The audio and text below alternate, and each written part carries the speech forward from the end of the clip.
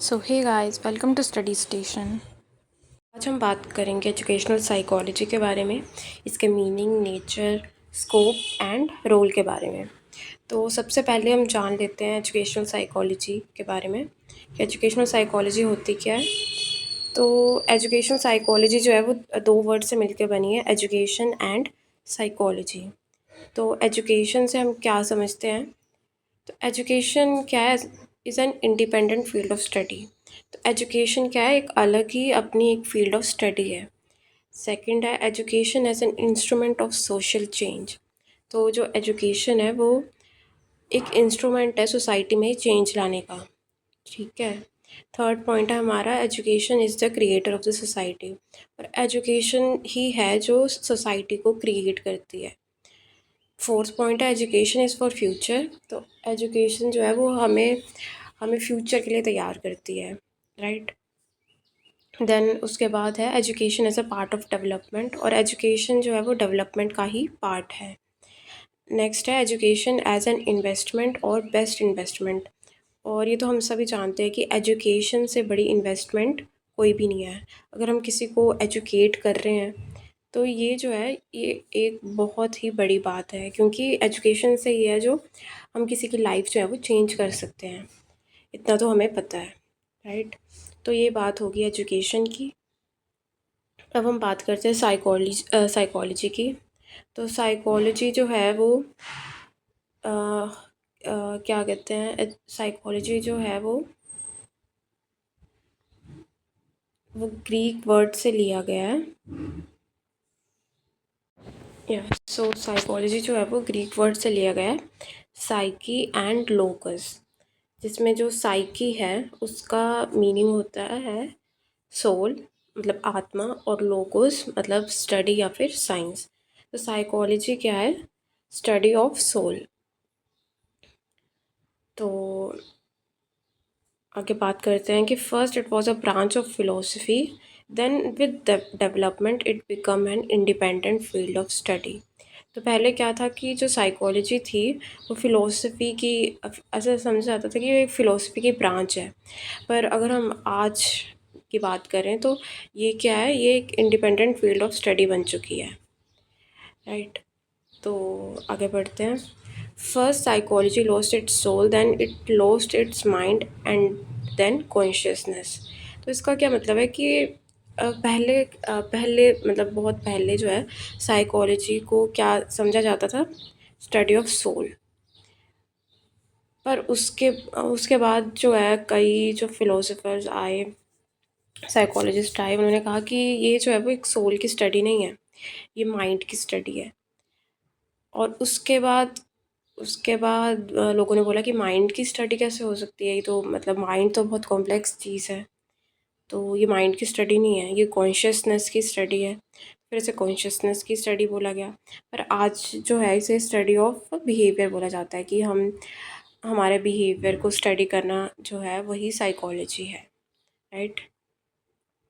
तो वही यहाँ पे लिखा है मैंने कि पहले जो इसे साइंस ऑफ सोल कहा जाता था, लेकिन इसे क्रिटिसिज्म मिला क्योंकि सोल क्या है, एक माइथोलॉजिकल कॉन्सेप्ट है। और जो साइकोलॉजी है हम वो एक साइंटिफिक सब्जेक्ट है। तो फिर इसे जो है वो क्रिटिसाइज़ किया गया कि ये साइंस ऑफ सोल नहीं है। देन कई साइंटिस्ट ने बोला कि ये साइंस ऑफ माइंड है। तो इससे भी क्रिटिसिज्म मिला क्योंकि माइंड जो है वो काफ़ी कॉम्प्लेक्स है और इसके कॉम्प्लेक्स फंक्शंस होते हैं। फिर उसके बाद बोला गया कि साइंस जो है वो साइकोलॉजी जो है वो साइंस ऑफ कॉन्शियसनेस है, science of inner world.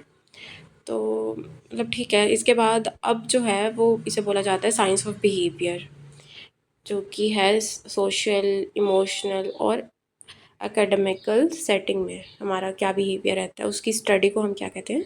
Psychology, right. अब जो है इसके नेचर के बारे में पढ़ लेते हैं साइकोलॉजी के। तो साइकोलॉजी का नेचर कैसा है कि as a process.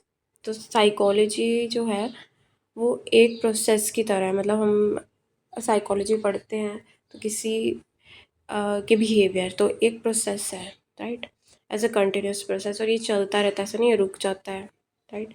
Related with life, ये जो है वो लाइफ से रिलेटेड है।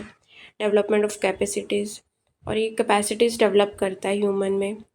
Individual assistance, task of train person, psychology जो है वो ट्रेन पर्सन का टास्क है, right. Wide scope of psychology, और साइकोलॉजी का काफ़ी वाइड स्कोप है, right. Then helpful in adjustment, adjustment में हेल्प करती है, क्लाइंट सेंटर्ड होती है, राइट। अब हम एजुकेशनल साइकोलॉजी के बारे में पढ़ेंगे। हमने पढ़ लिया एजुकेशन के बारे में, हमने पढ़ लिया साइकोलॉजी के बारे में। अब हम पढ़ने जा रहे हैं एजुकेशनल साइकोलॉजी के बारे में, इसके meaning, nature, scope, role in teaching learning process. तो इंट्रोडक्शन पढ़ लेते हैं। तो क्या है introduction? Education psychology is an applied science in which the concepts of psychology are applied in education to improve the teaching learning process। तो educational psychology क्या है? एक अप्लाइड साइंस है जिसमें क्या है कि हम जो है साइकोलॉजी के जो प्रिंसिपल्स हैं, कॉन्सेप्ट्स हैं, वो हम एजुकेशन में अप्लाई करते हैं एजुकेशन सिस्टम में, ताकि क्या हो सके, टीचिंग लर्निंग प्रोसेस इम्प्रूव हो सके। ठीक है। It helps in finding individual differences and steps to manage it. और एक इसकी एप्लीकेशन ही आ गई कि क्या करते हैं एजुकेशन साइकोलॉजी में, हम इंडिविजुअल डिफरेंसेस के बारे में पढ़ते हैं कि हर बच्चा जो है वो डिफरेंट होता है और हमें कैसे उस चीज़ को मैनेज करना है क्लास में, ये हम एजुकेशनल साइकोलॉजी के अंडर पढ़ते हैं, राइट। और भी बहुत चीज़ें हैं, ये उनमें से एक चीज़ है। मीनिंग की बात करें तो educational psychology consist of two words, education and psychology. Education is a life long process and deals with all round development of an individual. तो एजुकेशन क्या है? एजुकेशन एक लाइफ लॉन्ग चलते रहने वाला प्रोसेस है और ये किससे डील करता है? All round development of an individual. और साइकोलॉजी क्या है? Psychology is a branch of science which deals with the study of human behaviour and mind processes. और साइकोलॉजी क्या है? साइकोलॉजी है साइंस की एक ब्रांच जो कि डील करती है स्टडी ऑफ ह्यूमन बिहेवियर के बारे में और माइंड प्रोसेसेस के बारे में। अब कुछ डेफिनेशंस देख लेते हैं हम। तो जेबी वॉटसन ने डेफिनेशन दी है साइकोलॉजी की कि psychology is the study of behaviour. फिर क्रो एंड क्रो कहते हैं psychology is the study of human behaviour and human relationships. तो साइकोलॉजी क्रो एंड क्रो के अकॉर्डिंग क्या है?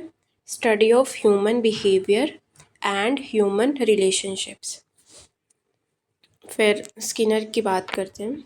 तो स्किनर ने एजुकेशनल साइकोलॉजी की डेफिनेशन दी है कि educational psychology is the branch of psychology which deals with teaching and learning. बहुत ही सिंपल डेफिनेशन दी है स्किनर ने। तो स्किनर कहते हैं कि एजुकेशनल साइकोलॉजी जो है वो साइकोलॉजी की ब्रांच है जो कि डील करती है टीचिंग एंड लर्निंग में। बहुत ही सिंपल डेफिनेशन और क्लियर डेफिनेशन है ये, मतलब ईजी सी डेफिनेशन है ये। फिर क्रो एंड क्रो जो हैं वो भी बोलते हैं कि एजुकेशनल साइकोलॉजी, ये ईडी से आप समझ लेना, शॉर्ट फॉर्म लिखी है मैंने, ये एजुकेशनल है। आप ऐसे पेपर में ईडी मत लिख के आ जाना, कोई नहीं समझेगा, ये मैंने अपने लिए ईडी लिखा है। तो educational psychology describes and explains the learning experiences of an individual from birth to old age। तो क्रो एंड क्रो कहते हैं कि एजुकेशनल साइकोलॉजी जो है वो क्या करती है? वो एक्सप्लेन करती है लर्निंग एक्सपीरियंसेस को एक इंडिविजुअल के बर्थ से लेके ओल्ड एज तक। ठीक है। नेचर ऑफ एजुकेशनल साइकोलॉजी पढ़ लेते हैं। तो सबसे पहला पॉइंट है educational psychology is a science. तो साइंस क्या है? अब हमें पता है कि साइंस एक ऐसा सब्जेक्ट है जो कि ऑब्जर्वेशन, एक्सपेरिमेंट्स के ऊपर बेस होता है ना।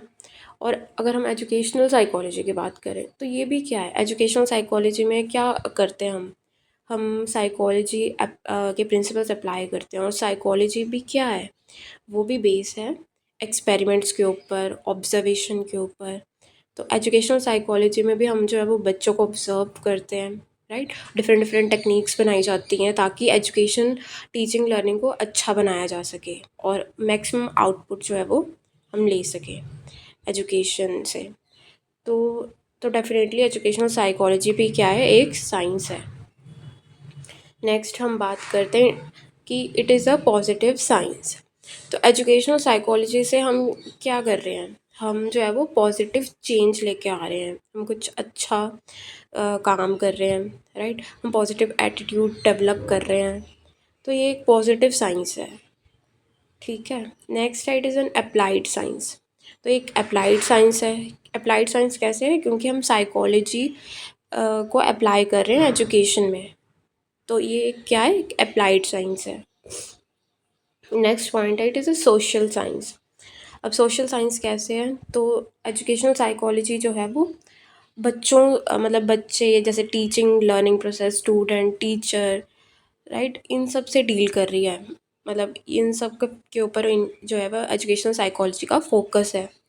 तो ये सोसाइटी का ही पार्ट है ना, सोसाइटी में ही आ गए हैं ये, तो ये एक सोशल साइंस बन रही है, है ना, राइट। आगे चलते रिलेटेड टू टीचर। तो एजुकेशनल साइकोलॉजी है वो टीचर से भी रिलेटेड है, टीचर को हेल्प करती है ये, ताकि वो अच्छा जो है वो पढ़ा सके, है ना। Next related to student, student से भी रिलेटेड है, क्योंकि हम स्टूडेंट को भी देखा जाता है, उसके इंटरेस्ट, उसकी नीड्स, उसके क्या प्रॉब्लम्स हैं, उनको हम कैसे जो है वो ओवरकम किया जा सकता है, ये सब जो है वो एजुकेशनल साइकोलॉजी में ही आता है। नेक्स्ट है साइंटिफिक अप्रोच। तो एजुकेशनल साइकोलॉजी जो है वो एक साइंटिफिक अप्रोच है, क्योंकि साइकोलॉजी साइंस है, तो ये क्या है, एक साइंटिफिक अप्रोच है। हम साइंस का यूज़ कर रहे हैं, साइकोलॉजी का यूज़ कर रहे हैं एजुकेशन में, ठीक है। नेक्स्ट है नेचुरल साइंस है ये, ओके। नाइन्थ है academic science, related to education है, तो एकेडमिक साइंस होगी। टेंथ है ग्रोइंग साइंस, और ये जो है वो ग्रोइंग साइंस है, मतलब दिन ब दिन जो है वो ग्रो कर रही है ये, ठीक है। अब स्कोप ऑफ एजुकेशनल साइकोलॉजी की बात करें हम, तो स्कोप क्या क्या है एजुकेशनल साइकोलॉजी का, तो फर्स्ट है लर्नर। तो लर्नर भी क्या है, स्कोप है एजुकेशनल साइकोलॉजी का। तो नेक्स्ट हम बात करते हैं स्कोप ऑफ एजुकेशनल साइकोलॉजी के बारे में, एजुकेशनल साइकोलॉजी का दायरा कहाँ तक है। तो सबसे पहले लर्नर। तो एजुकेशन साइकोलॉजी का जो सेंटर की बात करें, तो हम जो है वो एक लर्नर है, कि लर्नर के बारे में ही हम पढ़ते हैं, जानते हैं, और उसके प्रॉब्लम्स के बारे में, उसको कैसे ओवरकम करना है, ये सब एजुकेशन साइकोलॉजी के अंडर हम जानते हैं और पढ़ते हैं। सेकंड स्कोप है एजुकेशनल साइकोलॉजी का टीचर। टीचर भी एजुकेशन साइकोलॉजी का स्कोप है, कि जब हम एजुकेशन की बात करते हैं, टीचिंग लर्निंग प्रोसेस की बात करते हैं, उसमें लर्नर आता है और टीचर आता है। थर्ड है लर्निंग एक्सपीरियंसेस। तो एजुकेशन साइकोलॉजी के अंडर जो है वो लर्निंग एक्सपीरियंसेस होते हैं। अगर टीचर है, लर्नर है, तो उनके बीच में क्या है, लर्निंग एक्सपीरियंसेस होते हैं। टीचर जो है वो लर्नर को लर्निंग एक्सपीरियंसेस देता है, राइट। फिर है लर्निंग प्रोसेस, वही हो गया कि कैसे लर्निंग हो रही है, प्रोसेस उसका। फिर learning situations, individual differences, human behaviour, growth and development. तो ये सब क्या है, स्कोप ऑफ एजुकेशनल साइकोलॉजी, जिसमें हमने पढ़ा learner, teacher, learning experiences, learning processes, learning situation, individual differences, human behaviour and growth and development. अब हम बात कर लेते हैं कि role of educational psychology in teaching learning process, कि एजुकेशनल साइकोलॉजी क्या रोल प्ले करती है इन टीचिंग लर्निंग प्रोसेस। तो हमने जैसे कि हमने पढ़ा है कि एजुकेशनल साइकोलॉजी जो है वो टीचिंग लर्निंग प्रोसेस से ही रिलेटेड है ना। तो इसका क्या रोल है, तो हम पढ़ लेते हैं कि सबसे पहला पॉइंट है help in identifying individual differences. तो एजुकेशनल साइकोलॉजी हेल्प करती है टीचर को आइडेंटिफाई करने में इंडिविजुअल डिफरेंसेस के बारे में, कि हर इंडिविजुअल जो है वो डिफरेंट है, उसकी कैपेबिलिटीज़ जो है वो डिफरेंट है, तो टीचर जान पाता है कि हर बच्चा जो है वो अलग है। सेकंड हम बात करें help in managing individual differences. तो अब जब टीचर आइडेंटिफाई कर लेता है इंडिविजुअल डिफरेंसेस, तो अब एजुकेशन साइकोलॉजी उसे हेल्प भी करती है क्या करने में, मैनेज करने में इंडिविजुअल डिफरेंसेस की। अब उन इंडिविजुअल डिफरेंसेस को मैनेज कैसे करना है क्लास में, जिसमें कि हम जानते हैं कि डिफरेंट डिफरेंट टीचिंग स्टाइल्स होते हैं, ऑडियो विजुअल आपने पढ़ा होगा, है ना। तो वैसे जो है हम मैनेज कर सकते हैं इंडिविजुअल डिफरेंसेस को। थर्ड है प्लानिंग करिकुलम।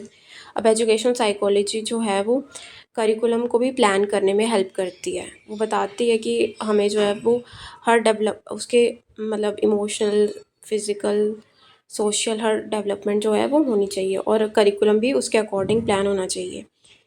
फोर्थ है एनहांस लर्निंग प्रोसेस, और ये जो है वो लर्निंग प्रोसेस को एनहांस करती है क्योंकि टीचर जो है वो डिफरेंट डिफरेंट मेथड्स यूज़ करता है पढ़ाने में। फिफ्थ है इफ़ेक्टिव टीचिंग। अगर वो different different teaching method use कर रहा है तो टीचिंग क्या होगी, इफ़ेक्टिव होगी। ठीक है। सिक्स्थ है बेटर आउटपुट। अगर अगर टीचिंग इफ़ेक्टिव है तो आउटपुट के चांसेस भी क्या हैं कि वो बेटर होंगे, राइट। तो ये था एजुकेशनल साइकोलॉजी के बारे में जो आज हमने पढ़ा। तो एक बार रिवाइज कर लेते हैं कि सबसे पहले हमने एजुकेशनल साइकोलॉजी के मीनिंग के बारे में पढ़ा, एजुकेशन के बारे में पढ़ा, साइकोलॉजी के बारे में थोड़ा सा पढ़ा, देन इसके नेचर के बारे में भी हमने पढ़ा। उसके बाद हमने एजुकेशनल साइकोलॉजी को काफ़ी ब्रॉड वे में पढ़ा, इसके मीनिंग, नेचर, स्कोप के बारे में पढ़ा, डेफिनेशंस की हमने, नेचर पढ़ा हमने, स्कोप पढ़ा और रोल पढ़ा। So that was all about today's video. So if you like my video, do like, share and subscribe.